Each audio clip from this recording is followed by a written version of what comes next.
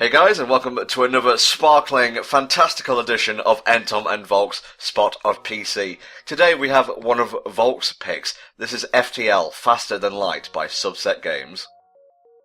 This was a game that was actually announced via Kickstarter, and they started a little campaign to try and raise some money to make this game a reality.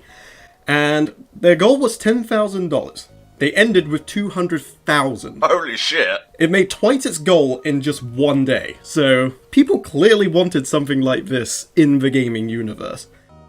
If I recall correctly, the game came out in September 2012, which is quite soon after the Kickstarter ended.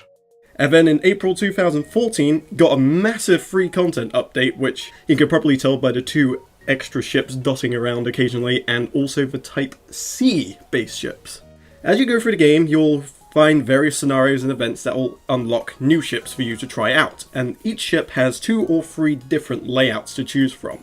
So there's a whole ton of replayability here, because you can try out different ships with different layouts, you can go through the same ship and just aim to do it on a higher difficulty. There's lots to do in this game, and we're gonna set our retake on its maiden voyage. I have to say, I have no idea what FTL is really about. I haven't watched that much footage about it. But I think this is going to be an experience, not just for us, but for you guys as well. Well, I'll sum it up for you. Have you ever wondered what it would be like to be a captain of a ship a la Star Trek? Very much so, yeah. And have you ever worried about how much of a colossal fuck-up it would be? Oh, all the time. It keeps me awake at night. Well, this is basically the game version of that very same vision. Oh, jeez. I'm not really confident that we've got me, you, and THD manning a ship on our own. We could at least bring Richie in. Well, you start off with anywhere between 3 and 4 crew members. Some ships start you off with 2, which can be very, very tricky, because obviously you need someone to pilot the ship, unless you get an upgrade to allow you to do autopilot. And sometimes you'll get 4, so you'll have all your main stations manned, which are the piloting, the engines, the weapons, and your shield.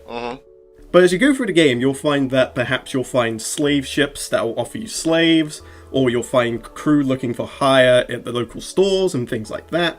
So there's plenty of opportunities for you to gain extra crew, but also opportunities for you to lose crew. Oh, yeah, just in case there's a terrorist in the refugee group and he decides to kill you all. Yeah, pretty much. Or you can find a pod with an alien in there and he just suddenly springs to life in a blind raid and just guts your captain or something. Wow, dude, I was in hibernation. Why'd you bother me? I went into space for a reason, you know. So the combat works very, very simply. Essentially, when you find an enemy ship to destroy, the enemy will be set on the right side of the screen, you will be on the left, and you just shoot him with your weapons until he is dead. Luckily, this is only a scout ship, so he goes down pretty easily. I love how clean the whole presentation of the game is. The presentation of this game is absolutely top-notch. It doesn't try to oversell it to you. You just have pretty much what you need, and there's no additional faffing around. The fucking retake. I don't think I'm going to be able to get over that. Actually, there's a reason for that, because it took me at least 5 attempts to actually get this footage from start to finish. Oh yeah, we don't just go with the first take here on Spot of PC. Well, it's because I had it on normal mode, and even on normal mode, the game is absolutely brutal. So I had to tone it down to easy for this playthrough. But there's a hard mode as well, which makes it even worse. Wikipedia describes this, genre-wise, as a top-down strategy game, also a roguelike. What does that mean exactly? A roguelike game essentially plays on the idea of, if something is dead, then it is permanently dead, permanent benefits or consequences to scenarios and things like that.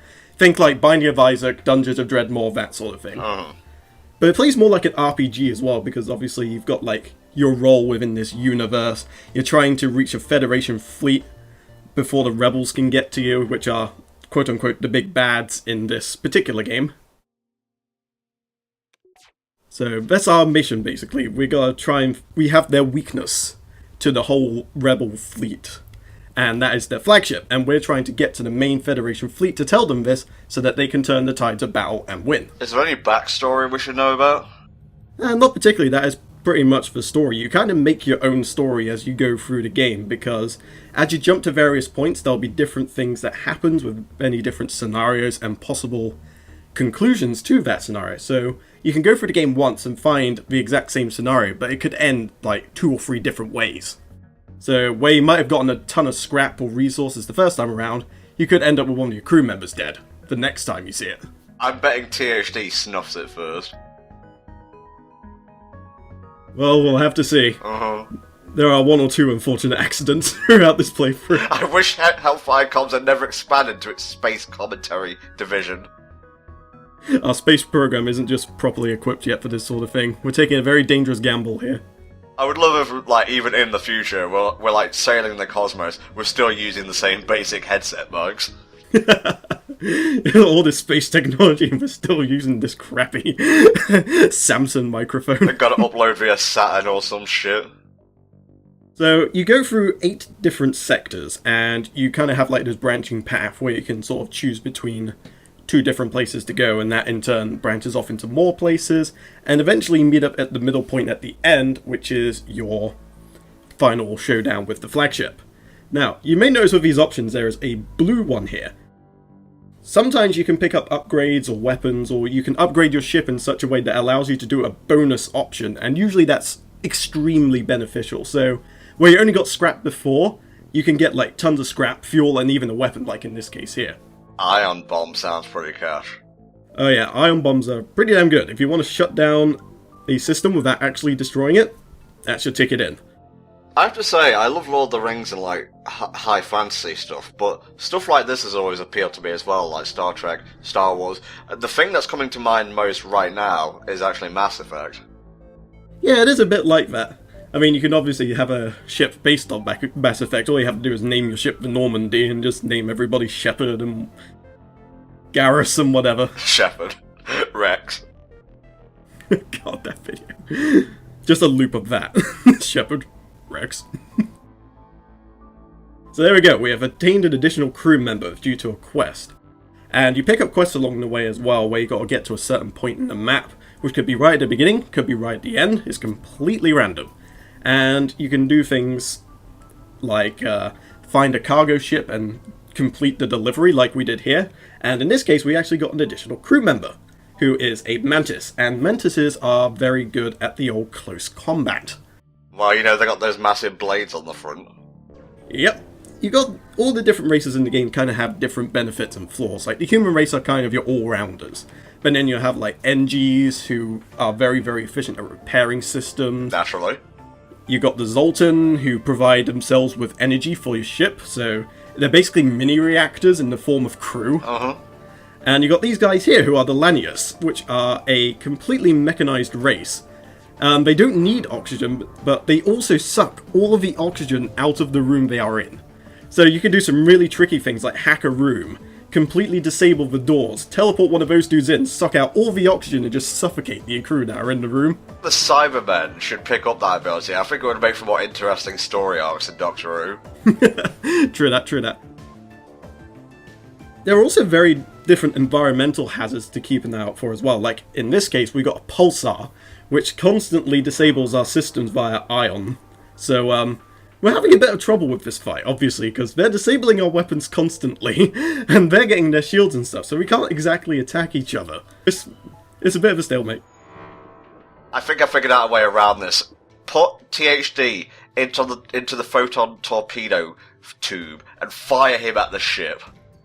There are actually means that you can kind of do that. You've got crew teleporters that you can get, which are the more finesse way of doing that. But if you have a probe bait, you can actually get a boarding drone, which literally just fires a robot into the enemy ship. Nice. And cracks open the hulls for it to get in. We will not accept surrender! Well, in this case, I actually did, because you don't oftentimes get fuel for these sorts of encounters. And the scrap amount you get is usually comparable to what you'd get if you normally destroyed it. Plus, this pulsar's annoying me, and, you know, I didn't want to be stuck here for 5 minutes fighting with the environment and the Lanius ship. Fair dues, mate, fair dues. I gotta say, like, shout-outs to the composer of the game, a Mr. Ben Prunty. I just love all, like, the, I don't even know how you describe it. What kind of genre is space music? I guess ambient? Ambient, I just call it spacey. This is one of the first stores we'll come across in the game, and they can sell you many different things. Not every store will have the same wares or even the same type, so you may find one shop that doesn't even have crew, but has plenty of weapons and drones for you to pick out from. So you can sell your stuff here, you can buy more fuel, more missiles, more drones, you can fix up your ship. There's plenty of things you can do here, so if you have something you don't particularly like, just go ahead and sell it. I saw an augmentation for an FTL jammer back there. That would probably be my style. Make sure the enemy can't, run away, and then fire nuclear missiles into their fucking ship.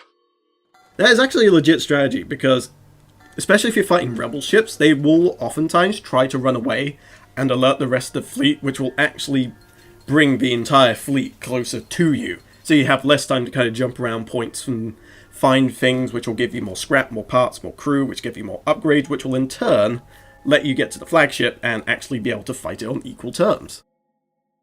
There's a lot of management here in the sense that you got to kind of plan your route out. So you want to obviously hit as many points as you possibly can before the rebel fleet kind of encompasses the entire sector. It's a very gaudy looking ship. We should probably just destroy it on principle, really.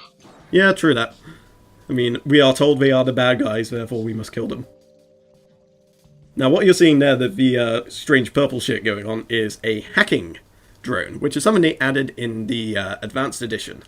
And you can set these onto a room, and you'll hack into it, and various different flaws will happen within the ship they use it on. So in this case, they've got our weapons, which will actually drain the timer on them, so that we can't fire them as soon as we would normally do. Okay. But you can do things like set it on their oxygen, it'll actually drain the oxygen out of their entire ship. That's the first thing I'd do, especially if I was fighting, humans and whatnot. Actually, there's another thing you can do, where if you board their ship, if they have a first aid bay, what you can do is that you can hit the hacking drone in the first aid bay, and when they run away to go in there, you can set the hacking drone to actually make it so it takes away their life rather than adds to it. So in this case, they actually gave us an augmentation, so if we were to collect scrap, it would actually repair our hull, but we get less resources in total. Are we playing the long game right now, just trying to build up resources and whatnot? Yep, pretty much. We want to try and upgrade our ship as much as we can, and you just upgrade ships on the fly. You can eventually get more shield layers, you can upgrade your first aid bay so it heals quicker, but the upgrades also have benefits in allowing you to get more blue options, so if you have an advanced med bay, you might be able to cure some disease you wouldn't be able to with a standard med bay, which in turn gives you perhaps an extra crew member, or he might be able to tell you where a ship is that you can harvest from, or even get to add to your hangar. Well, we named our ship after the disease we're trying to cure back on Earth, so it's all for the greater good, I suppose. Indeed.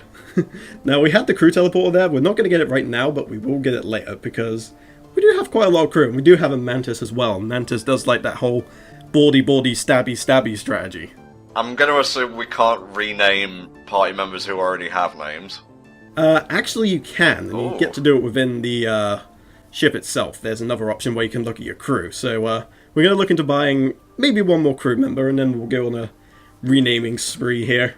Obviously, because CJ Heng is not exactly a good name for a voyage such as this one. Yes! MBM, the NG. This one I was going to call him Flame, but at the last second I changed my mind because I thought it was something a bit more fitting. And Richie will be the Mantis. Fuck yeah, buddy. HellfireComms for life. Well, we still got some room for 2 more, so we're going to try and get there. We already picked up one along the way when the cut happened, so we picked up Johnson, the Rockman. Nice. And Rocks are another form of combat race, but in a different way to the Mantis. They have more health and they're immune to fire. So one strategy you could possibly pull off is if you set fire to parts of their ship, you can teleport your rock dudes on board where the fire is, and they won't be able to access that room, and they'll have to deal with giant rock golems beating on them whilst fending off a fire at the same time. Dude, this is awesome. And the green dudes there are the aforementioned Zoltan, who basically provide power to your ship by themselves. The race that Snig is a slug, which are immune to mind control, but also give you telepathic insight to the insides of their ship. Ah, okay. They're very handy for if you're going through blind spot areas like nebulas and things like that. You can actually still get a whole view of their ship. This is all going over my head, I hope you understand, but I'm just enjoying the pretty colours as they go by. Well, obviously we've got to name the rock dude Flame. Of course. Being immune to fire and all that. And took a bit of thinking for this one, but I thought Neo in the end would be the best pick for an 8th. Why not? So now we're going to demonstrate the whole boarding aspect. Now there is a very big benefit to taking out the crew without destroying the ship. And that's either by draining the oxygen to the point that everybody dies, or boarding their ship and killing all the crew members inside. And it lets you get massively better scrap rewards. You can even siphon fuel out of their tanks to bring back to your own ship. Or you can just, like, salvage the weapons from it and just bring them back. Can you sell the captured enemy, like soldiers, into slavery? No, you cannot. But you can rescue people from slavery. Like, I mentioned a little bit earlier, they have slave ships that you can get crew from as well. Sometimes if you beat them up enough, they'll actually either give you crew members for free, or if you manage to kill all of their crew, you can actually free all of the slaves and usually get a crew member on top of that as well. Nice, because I really enjoyed, way back when, seeing Spoonie discuss his love of the Wing Commander games, and they had aspects like that, where you could, like, sell people into slavery, board enemy ships and so on. Yeah, well, you can get the boarding aspect, but you can't quite sell your people into slavery. The only way you can do that is if you get a slave ship that demands you offer one of your crew as tribute. So I suppose you can do it in that way. THD. Sorry, mate, you're not living up to stuff. We're gonna have to sell you and pick up a better model, I think. Yeah, at this point in the HFC timeline, we've already covered Kingdom Hearts 3, so everything's basically done. It's like, he's only good for the shields. I'm loving that beat. I love the music in this game in general. Like, I have a lot of space-themed board games, so I'll usually just have this on in the background whilst we're playing, and it's very, very nice. That's the point. Tabletop stuff. I noticed, like, that word crop up when I was taking a quick look at the wiki before we started recording. Helldragon loves tabletop stuff. Do you enjoy it in a similar manner? Oh yeah, I actually have a group of friends that regularly meet up to play board games, and I have a massive collection that spans an entire bookshelf. Now, when I hear the term board game, I think of, like, Monopoly, Cluedo and such. You're thinking more along the lines of Dungeons and Dragons, aren't you? Not even Dungeons and Dragons, but you get games like, you've got Settlers of Catan, which is like a very basic one. Spoken into similar ilk to Monopoly, but it's more like a gateway board game to kind of get you into it. And then you get, like, the more complicated stuff, like you got RPG stuff like Mage Knight, you got space-based economy/warfare in the forms of, like, Eclipse and Twilight Imperium. There's a whole bunch of board games out there. It's seen a pretty big surge over the past, I think, 10, maybe 15 years? Yeah, we're just going to completely ignore the fact that MBM's dead. Yeah, giant spiders are no joke. Oh, if there was any way I would not want to go out, it would be via giant space tarantulas. Actually, the giant spiders is notoriously known within the FTL community by having more of a chance to kill your crew member than not. Like, most people won't touch it unless they have a blue option available to them. But I thought, you know what, I'm feeling pretty cocky and overconfident. I reckon we can take them. Nope, MBM got lost to a giant spider. You keep saying blue option and my mind immediately jumps back to Mass Effect with the Paragon stuff. But it's like I say, sometimes you will pick up a piece of equipment or upgrade a part of your ship that will allow you to do an extra option, which will be way more beneficial than traditional. Also, way less chance of failing. Whilst we are mourning the death of MBM, we are just taking out this Mantis cruiser that thought it could take us on, and I'm demonstrating Flame's ability to fight whilst in fire. See, the Mantis have no idea what to do in this situation, so they're just flailing about all over the place right now. Don't let them get away. Destroy. Actually, I cut it pretty close here with Flame. I think he had, like, less than 10 health out of his 150 he normally has. Yeah, God, we need him. He's the one who checks all my typos. But yeah, this is, like, one of the more bigger events. Not like a whole, you can have a choice between this and something happens. This is something that can span across several sectors. So in this case, they get away, but we are able to get their jump signature so that we can follow them. And that's what we're going to do. We're going to track him down and we're going to take him on again. Well, they may not have killed Mexi, but I'm sure as shit getting blood today, so let's do it. And it took me a little bit to notice that the oxygen was down, so... Oh yeah, the thing that we need to survive. But luckily, oxygen doesn't become a problem until you get to less than, I think it was 25% or so. But yeah, we found them again, but you may notice they have a slightly bigger ship than before. Oh Jesus, it's phase 2 of the boss fight. And they're not very happy to see us. So we're going to have to pull out all the stops in order to take these dudes down. One of the nice things you can do as well is you can actually pause and kind of assess the situation before you commit yourself. Oh, that's great. I love like strategy games that allow me to do that, because God knows I'm terrible at like thinking on the fly. Like, I'm playing a Pokemon Super Mystery Dungeon right now. I guess you could sort of call it the same type of gameplay. And yeah, you're allowed to... It basically plays out like the games do. Like, you hit someone, they hit you, you choose from like a list of options and so on. Well, I mean, the Mystery Dungeons and games as well are roguelikes. So technically speaking, Pokemon Mystery Dungeon games are roguelikes. You may have noticed that we dodged a missile by turning slightly more transparent, and that's because we picked up a cloaking device. And it serves two functions. Their weapons cannot target you, and they cannot teleport into your ship for the duration. But also, you get a huge evasion boost, so if you use it at just the right time whilst they're firing at you, you have a much higher chance of dodging their attacks and having it not hit your shields. It makes for a good panic button if there's a missile coming your way, because missiles ignore shields completely, so obviously you don't want that to hit something important. And then they're trying to escape again. Man, what a group of pussies! Blow them up!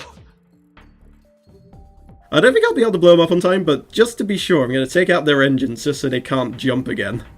And in this case, I think we made the point clear. They're offering us a pretty hefty reward to let them live. Like, they fired at us first, didn't they? Yeah, but they noticed that they made a mistake challenging the HFC crew. So yeah, they give us a weapon and some scrap, and we leave them alone to make repairs to the 2 ships they just wasted. Ah, this is another thing that can happen. You can get invaded at any point during the game. You can just make a jump to a sector and suddenly, intruders on board. And I only have one way of taking out intruders. Drain all the oxygen and open the airlock. Bye bye, fuckers! And because my doors are super duper upgraded right now, it takes a lot, even with 4 of these buggers, to actually get through, so these guys are suffocating. This is beautiful, is what this is. There's a scrambling for an exit, so it's like, no, I don't want to die this way. And you'll notice that I got my dudes waiting in the med bay for when they come in. So they won't even be able to damage them, and they'll just crawl into their deaths trying to escape the oxygen deprivation. Who's at the helm right now? Who's running the ship? I am running the ship at the moment. Helldragon's on shields, and you are my co-pilot, as it were, on engines. You're basically Mr. LaForge. Well, during Spot of PC, I am basically your co-commentator, because you grew up with PC stuff and you know more about it than me. I'm here, like I said, just to admire the pretty colours and learn a bit more about this spectrum of gaming. Well, we picked up another Inji, so it seems only fair to name him after the late MBM in this case. So we're going to name him MBM version 2. We just built a new one, a new MBM. I prefer Classic, Mexi. Classic versus modern, cast your votes. And this is a very interesting event, because this is how, if you do it right, you can get an additional ship in your hangar. So these are very, very peace-loving Zoltan, and basically you hear out their lectures of peace and love, the whole Vash the Stampede thing from Trigun, if you happen to watch that particular show. No. It's a very good show. Very good show. So, we have to try and find this ship that we've been assigned to spread their message of peace and love to. And it just so happens, it's the goddamn enemy. Ah, okay. So, we're going to hail them, and we're going to try and take their message to heart here. We're going to say, perhaps there's some reconciliation that we can do, and true progress can only be achieved without bloodshed. You know, that whole heroic spiel. You can find a place, we'll get you a flat or something, you can all live there. We can live peacefully. Space bungalows. So there you go. Apparently it was all just a holographic projection, and there was a whole fleet of them surrounding us the entire time. Oh, fuck.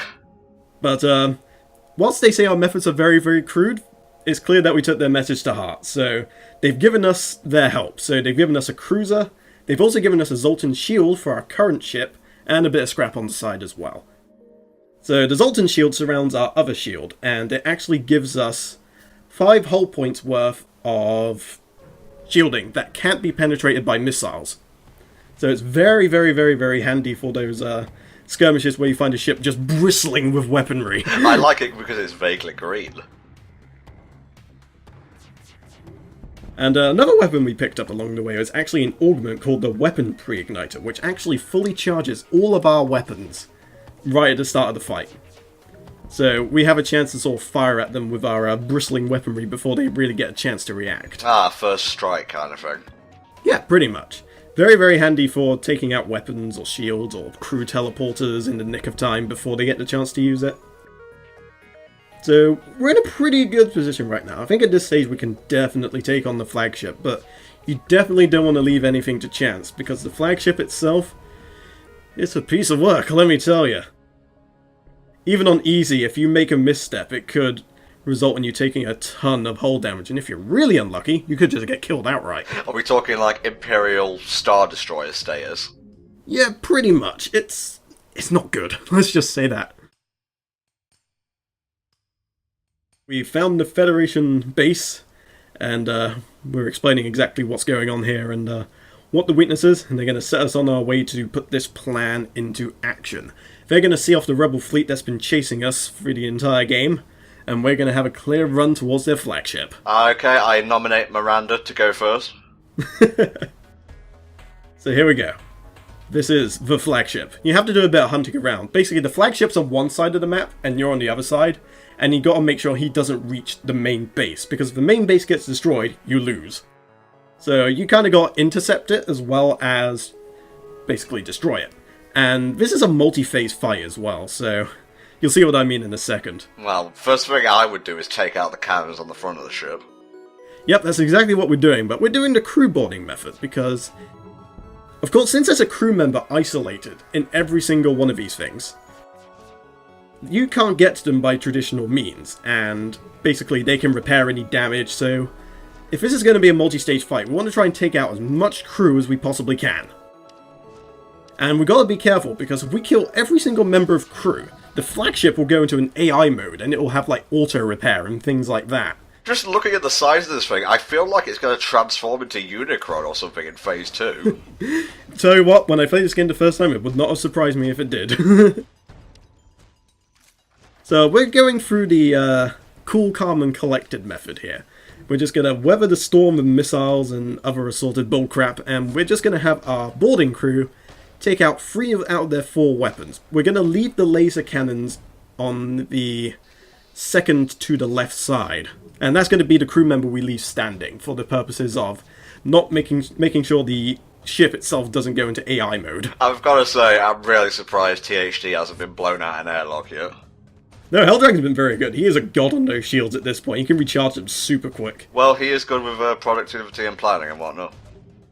The nice thing is, if you keep your crew on the same system, eventually they'll get more proficient at it, and you can either charge weapons faster, recharge your shields quicker, get more efficient at piloting so you're better at dodging things, all that sort of thing. So keeping them in the same place is usually a good idea. Give them a specialty from the get-go.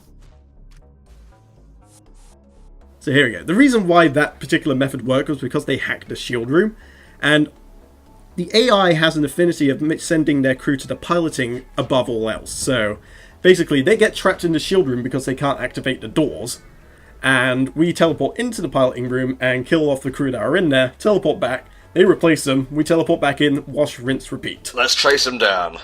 Yep, here we go. He's coming for the base now, so obviously this ain't good.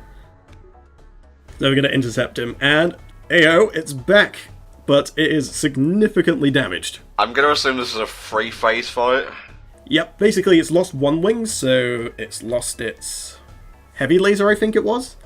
And it's also gained a new special attack, which is in the drone room here, where after a certain period of time, it will just send about 5, 6, 7 drones on you at once. And if your shields aren't up to scratch, it's just going to tear open your ship. This is Mass Effect 2.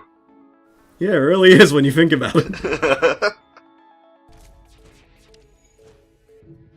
But yeah, this is a very, very fun fight, but if you're ill-prepared, prepare for a lot of hurt. Is this the final boss of the whole game? Yes, it is. Oh, jeez. There's been a lot of cutting around, but usually a run will typically take you like an hour and a half or so, maybe 2 hours if you're playing on hard mode and want to be extra careful. Okay.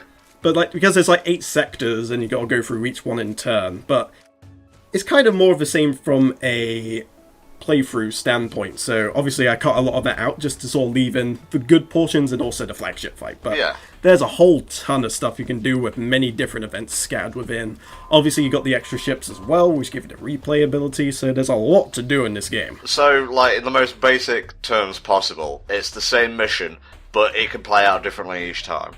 Yep, exactly. What may have been easy the first time around could turn out to be one of the hardest things you've ever done the next. You could, like, start inside a sun, you wouldn't know. Oh, okay, not quite that bad, but you could, like, teleport into an asteroid field with your shields deactivated or something like that. Try spinning, that's a good trick. You do get asteroid fields as well, so you can actually do things like disable the shields and just let the asteroids pelt the ship to death. Dude, you're destroying the crap out of him. Yeah, luckily we've acquired quite a few upgrades in our path over here, so we're pretty well equipped for this, but this normally doesn't happen quite this well. Like, you'd be very lucky if you managed to get a setup like this. In a minute, he's just gonna be like, JK lol, open up and shoot you with the friggin' Death Star laser. Well, it kind of has something like that. In the third form, it actually overloads its reactor and shoots lasers in all directions. Oh, Jesus Christ. It's like 7 or 8 heavy lasers, so they'll take out your shields very, very quickly. I noticed the word super weapon there, what's going on? That's what's classed as a super weapon. So before it was the mass amount of drones, and in this portion it is the reactor overload. Because you might notice there's like a few protrusions coming out from the damaged portions of the ship. It seems like they may have requisitioned some of the scrapped parts of the ship to make more weaponry. Ah. Or create the means of which to overload their reactor. I can't believe, like, one piddly little ship is able to take down a juggernaut class like this. Well, we are an elite crew. And you may notice on the third phase it also has one of those Zoltan shields like we have, just significantly more powerful. So we can't actually board their ship until we actually take care of that. And it just mind-controlled Flame. So obviously Richie's getting beaten up by Flame here. And just in the nick of time, I get the mind control bay hacked. So that relieves them. This would make for a great sci-fi series. That could be a cliffhanger in and of itself. It's just Flame, just like Flame gets mind control, just stares murderously at Richie, and then just like cut to be continued. Roll credits. But yeah, that was a really, really close call. Like I say, that could have easily have been death number 2 or death number 3 right there. And it was because they got turned against each other. Well, we managed to upload MBM's mind and personality into a robot copy, so we're doing good for the most part. I was kind of hoping I'd encounter a Lanius so that we can quote-unquote upgrade him. So that he becomes this oxygen-sucking force of nature. He's almost down. Usually in normal mode, this portion of the game gets really, really tense, because you're usually taken down to the wire. Not HFC though, not the SS retake. Oh no, we know exactly what we're doing. We're going to cleave this ship in half with a laser, just to finish it off. And our glorious victory theme. The valiant effort of the retake, Volk, NTom 64, THD, Richie, Snake, Flame, Neo, and MBM version 2. We don't mention version 1. And there you go, you get the credit rolls, and the credit roll gives you like who made the game and such, and also it lists through all of the Kickstarter contributors as well, and that takes like 4 or 5 minutes just to get through that portion. Absolute in the writing from another fellow Tom. All that additional testing as well. Oh, here we go. Let's see if we can spot anyone we know. Well, I actually cut this part because it's like 4 or 5 minutes of just this. But you get a basic idea of sort of like how many people actually back this game. And I'm so glad that they managed to meet their goals and actually get this thing made. I have enjoyed this game immensely, even though it bends me over and kicks my ass more times than I care to admit. The Hellfire, nice. There's 2 retakes. Like I said, this took me a few attempts. Oh, you named our shit well, mate. You named it well.